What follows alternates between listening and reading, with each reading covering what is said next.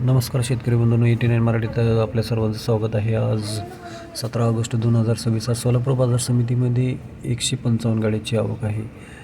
शेतकरी मित्रांनो, सध्या मागणी आणि पुरवठा याचा मेळ बसत नसल्याने नैसर्गिक पद्धतीने सध्या कांद्याचे दर वाढत आहेत.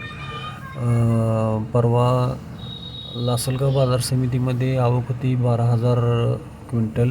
त्या ठिकाणी सरासरी भाव निघाला आहे 2850 रुपये. तर सोलापूरमध्ये होती 12,000 क्विंटल, तर त्या ठिकाणी 23 रुपये असा भाव मिळालेला आहे. आज सोलापूर बाजार समितीमध्ये टॉप 1 वक्कल हे 3800 ते 43 रुपये असे विकलेले आहेत. काही बोटावर मोजणे पत.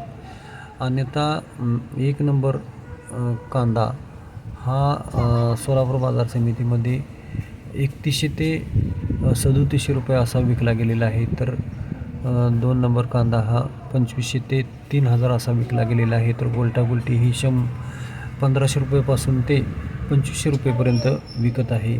एकूणच सध्या कांद्याची मागणी आणि पुरवठा थोडा थोडा कमी होत चाललेला आहे आणि ही परिस्थिती अशीच वरचीवर वाढत जाणार असून दर 5-10 ते टप्प्याटप्प्यानं थोडक्यात कांद्याचे दर हे वाढत चाललेले आहेत आणि हे नैसर्गिक आहे, त्यामुळे यामध्ये कुठलाच भाव नाही.